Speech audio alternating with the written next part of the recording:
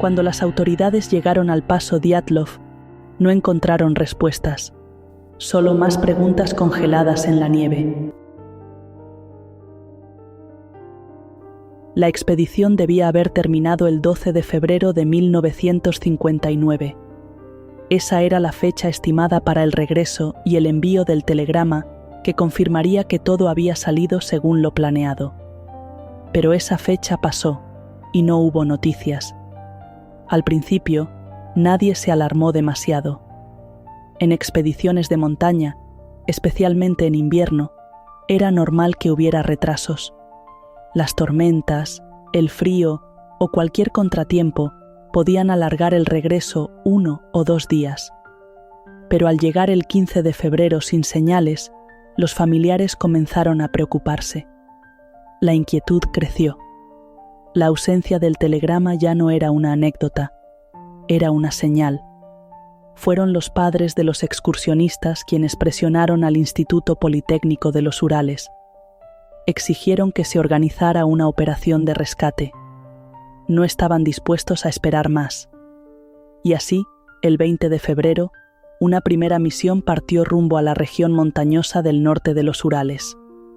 Eran compañeros voluntarios del mismo instituto, esquiadores experimentados, amigos de Dyatlov y del resto. Poco después, se sumaron equipos profesionales, militares, policías, equipos de montaña y un destacamento con perros rastreadores. Se desplegaron helicópteros y aviones para rastrear desde el aire la vasta extensión nevada. La búsqueda fue ardua. La zona era invernal, salvaje, inabarcable.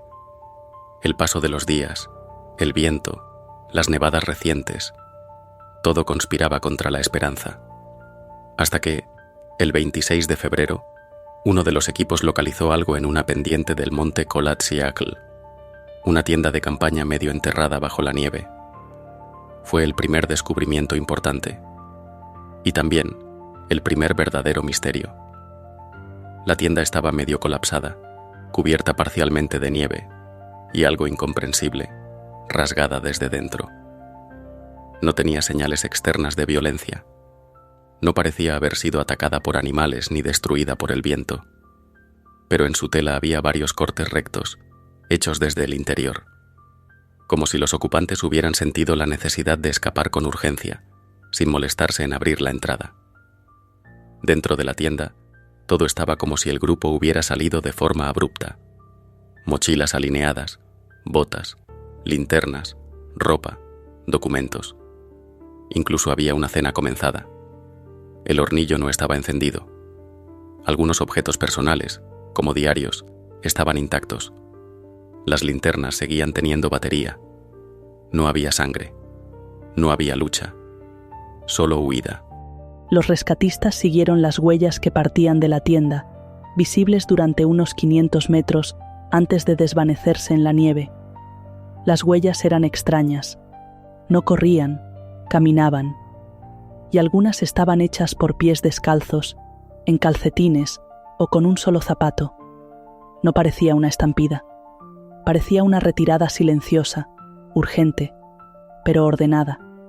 Las huellas conducían a un bosque cercano, donde, bajo un gran cedro, encontraron los primeros 2 cuerpos, Yuri Doroshenko y Georgi Krivonishenko. Estaban semidesnudos, con solo la ropa interior puesta.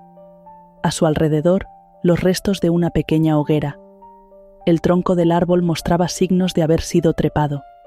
Ramas rotas hasta unos 5 metros de altura. ¿Intentaron subir para escapar? ¿Para ver la tienda? ¿O para protegerse? Los cuerpos presentaban señales de congelación, sin heridas externas graves.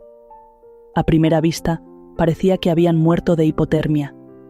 Pero, ¿por qué estaban tan expuestos? ¿Dónde estaban sus abrigos? ¿Por qué no regresaron a la tienda? A pocos cientos de metros, encontraron otros 3 cuerpos: Igor Dyatlov, Zinaida Kolmogorova y Rustem Slobodin. Estaban separados entre sí, alineados como si hubieran intentado regresar a la tienda. Sus posiciones sugerían un esfuerzo desesperado por alcanzar el campamento. También mostraban signos de congelación, aunque Slobodin tenía una fractura leve en el cráneo. No era letal, pero añadía tensión al relato. ¿Se cayó? ¿Fue golpeado? Hasta aquí, 5 cuerpos. Faltaban 4. Durante semanas, la nieve no quiso soltar más pistas. No fue hasta el 2 de mayo, más de 2 meses después, que el deshielo permitió encontrar los cuerpos restantes, en un pequeño barranco cubierto de nieve, a unos 75 metros del Cedro. Los encontraron enterrados bajo 4 metros de nieve y en condiciones mucho más inquietantes que los primeros. Los cuerpos de Lyudmila Dubinina, Nikolai Thibault-Brignolel, Alexander Kolevatov y Semyon Zolotaryov estaban mejor vestidos, como si hubieran tomado ropa de los primeros muertos. Sus posturas eran más ordenadas. Uno de ellos, Zolotaryov, tenía una cámara colgada al cuello, pero la tragedia estaba en sus cuerpos. Dubinina presentaba fracturas múltiples en las costillas y había perdido la lengua, los ojos y parte de los labios. La autopsia lo describió como un daño masivo en el pecho, como si hubiera recibido una enorme presión. Thibault-Brignolel tenía el cráneo roto, con una fractura de tal magnitud que, según los forenses, habría sido imposible de producirse sin un impacto tremendo. Zolotaryov, también, tenía el pecho hundido por costillas rotas. Curiosamente, ninguno de estos cuerpos presentaba heridas externas proporcionales. No había cortes ni hematomas visibles, solo huesos pulverizados por una fuerza interna. Además, algunas prendas presentaban niveles de radiación superiores a lo normal. Esto encendió las alarmas. ¿Habían estado expuestos a material radioactivo? ¿Qué clase de accidente podía provocar daños internos tan violentos sin dejar rastro exterior? A lo largo de los meses siguientes, las investigaciones oficiales se sucedieron sin demasiada claridad. Las autopsias señalaban hipotermia como causa de muerte para algunos, pero para otros la conclusión fue más críptica. Una fuerza desconocida e irresistible. Una frase que no hacía sino multiplicar el aura de misterio en torno al caso. Los cuerpos fueron enterrados con honores. Las familias no recibieron muchas explicaciones. Algunos testigos declararon haber visto luces extrañas en el cielo la noche del 1 de febrero. Otros hablaron de pruebas militares secretas en la zona. Incluso se especuló con armas sónicas o fenómenos naturales poco conocidos. Pero nada encajaba del todo. Nada explicaba por qué un grupo de excursionistas experimentados había abandonado su tienda en plena noche, descalzos, sin ropa de abrigo, caminando hacia su muerte. Los documentos oficiales se archivaron. Algunos se clasificaron. El caso se cerró en mayo de 1959, sin culpables, sin conclusiones claras y sin paz. Más de 6 décadas después, todo lo que queda son fotos en blanco y negro, páginas de diarios congeladas en el tiempo y una tienda rasgada desde dentro. Una tienda que parece gritar, aún hoy, que algo terrible ocurrió allí. Algo que, pese a todos los esfuerzos, sigue sin nombre. Las autopsias no resolvieron el misterio. Lo transformaron en una leyenda. Cuando los cuerpos comenzaron a aparecer, uno tras otro, congelados en la nieve de los Urales, la esperanza de encontrar respuestas se volcó en la ciencia. La tienda rasgada, las huellas descalzas, la extraña disposición de los cadáveres, todo apuntaba a una situación anómala. Pero si algo podía aclarar lo ocurrido aquella noche helada de 1959, eran las autopsias. La medicina forense tenía la última palabra, o eso creían. El médico forense que encabezó las investigaciones fue Boris Bozrozhdeny, quien se enfrentó a uno de los casos más extraños de su carrera. Entre el 1 de marzo y el 5 de mayo de 1959 se realizaron las autopsias en la morgue de Ivdel, ciudad más cercana a la zona del desastre. El análisis de los primeros 5 cuerpos hallados reveló algo desconcertante. La mayoría no presentaba heridas externas graves, y la causa de muerte oficial era, en general, hipotermia. Pero los detalles eran inquietantes, y los cuerpos recuperados más tarde, en el barranco, cambiaron completamente el tono del caso. Vamos por partes. Empecemos por los 5 primeros cuerpos rescatados. El primero fue Yuri Doroshenko, hallado el 26 de febrero bajo un cedro, junto a Georgi Krivonishenko. Estaba en ropa interior, sin zapatos, con restos de quemaduras en el pie derecho, el brazo izquierdo y el costado. Tenía la nariz rota y una mancha de espuma rosada en la boca, un signo de edema pulmonar. Su cabello mostraba signos de haber sido arrancado en mechones. La autopsia determinó hipotermia como causa de muerte, pero Vozrosdeny escribió que la violencia de las lesiones no encajaba del todo con una simple muerte por frío.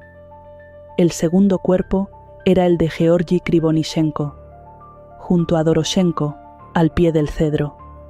Tenía quemaduras en la pierna izquierda y la cara, y faltaba parte de la piel del dedo índice derecho. Lo más extraño, había mordido parte de su propia mano, posiblemente en un intento desesperado de soportar el dolor o mantener la conciencia. Muerte por hipotermia, según la autopsia, pero ¿qué le llevó a autolesionarse? El tercer cuerpo fue el de Igor Dyatlov, hallado a unos 300 metros del cedro, boca arriba, con una expresión de lucha. Tenía la nariz rota, labios hinchados, una pequeña herida en la frente y signos de presión en las articulaciones, como si hubiera forcejeado. Su mano mostraba rasguños defensivos. También murió por hipotermia, pero su cuerpo indicaba resistencia activa hasta el final. Zinaida Kolmogorova fue la cuarta, unos metros más allá de Dyatlov. Tenía heridas menores en las manos y el rostro y un hematoma de gran tamaño en el costado, probablemente causado por una caída o un golpe contundente. Hipotermia, concluyó el forense. Pero la disposición del cuerpo, boca abajo, en dirección a la tienda, sugería que había intentado volver, pero no lo logró. Finalmente, el quinto cuerpo era el de Rustem Slobodin. Fue hallado más cerca de la tienda. Tenía una fractura en el cráneo de unos 17 centímetros de longitud, posiblemente causada por una caída. Pero el resto del cuerpo no mostraba señales de violencia externa.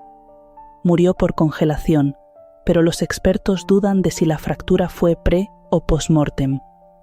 Hasta ese momento, la teoría dominante apuntaba a un caso extremo de hipotermia inducida por pánico o desorientación. Tal vez habían oído algo, sentido una amenaza y huyeron sin el equipo necesario. Pero entonces aparecieron los otros 4 cuerpos, y con ellos el caso cambió de tono. Los 4 del barranco fueron hallados el 4 de mayo, tras el deshielo, enterrados bajo 4 metros de nieve en una especie de arroyo seco. Estaban mejor vestidos, llevaban ropa extra de los otros, como si se la hubieran quitado a los primeros muertos, y los signos físicos eran mucho más graves. Lyudmila Dubinina presentaba fracturas en el costado derecho, varias costillas rotas, con daños internos severos. La causa de muerte fue descrita como una presión violenta sobre el pecho. No había heridas externas que justificaran semejante daño, pero eso no fue lo más impactante. Le faltaban los ojos, parte del rostro y la lengua. Algunos expertos hablaron de acción post-mortem por animales o descomposición natural, pero otros lo cuestionaron, especialmente por el entorno helado y cerrado. Semyon Zolotaryov, el más veterano del grupo, instructor de esquí y exmilitar. Tenía fracturas en 5 costillas, también sin heridas externas visibles. Se hallaba boca abajo, con los brazos cruzados sobre el pecho, como si se hubiera preparado para morir. También llevaba una cámara de fotos colgada del cuello, que nunca llegó a revelarse. Causa de muerte: daño torácico severo, sin explicación externa coherente. El cuerpo de Alexander Kolevatov estaba menos dañado, pero presentaba el cuello torcido de forma extraña, con el cartílago de la nariz roto. Su piel tenía un tono anaranjado, al igual que el de otros cuerpos. Algunos lo atribuyeron al proceso de descomposición en el frío, aunque otros sugirieron exposición a sustancias químicas. El último de los 9 cuerpos rescatados fue el de Nicolai Thibault Brignolel. Presentaba la lesión craneal más grave de todos, una fractura masiva en el cráneo, como si hubiera sido golpeado con un objeto contundente o hubiera impactado contra una superficie dura a gran velocidad. Los forenses indicaron que esa lesión habría sido instantáneamente mortal. Sin embargo, no había heridas externas ni cortes, ni una gota de sangre. Nada.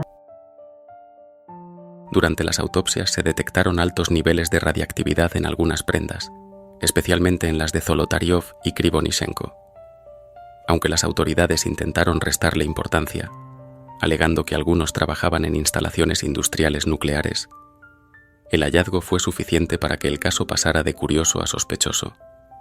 Además, varios cuerpos tenían la piel de color naranja y el pelo de tono gris rosado. Algunos expertos lo atribuyeron a la exposición al frío extremo, a procesos naturales de descomposición acelerada o incluso al uso de productos químicos en la morgue. Pero muchos lo vieron como una señal de exposición a elementos tóxicos o radiación. Bodros Deni, el forense principal, describió las heridas de Dubinina y Zolotaryov como el tipo de lesiones que solo se ven en accidentes de tráfico. Literalmente, como si hubieran sido golpeados por un coche a gran velocidad, pero sin marcas externas, sin que nada los hubiera aplastado. Otra anomalía fue el comportamiento del cuerpo de Lyudmila Dubinina, que no mostraba rigidez cadavérica cuando fue encontrada, a pesar del tiempo transcurrido. Esto desconcertó aún más a los médicos. El informe final, emitido en mayo de 1959, fue insatisfactorio para muchos. Aunque se reconocía que algunas muertes eran inusuales, se evitaban explicaciones. La frase que cerraba el documento fue célebre: los excursionistas murieron a causa de una fuerza natural poderosa e irresistible. Ni avalancha, ni accidente, ni ataque de animales. Una fuerza, irresistible y sin nombre. Esa ambigüedad oficial sembró décadas de especulaciones. ¿Hubo una prueba militar fallida? ¿Armas experimentales? ¿Radiación? ¿Fenómenos atmosféricos desconocidos? ¿Un ataque humano o animal? ¿O simplemente una serie trágica de decisiones, accidentes y malentendidos? Hasta hoy, ninguna teoría lo explica todo.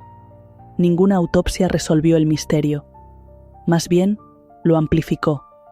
Lo transformó en una historia que, en lugar de concluir, se ha multiplicado con los años. Y cada herida sin causa clara, cada hueso roto sin violencia visible, es un recordatorio brutal de lo poco que sabemos.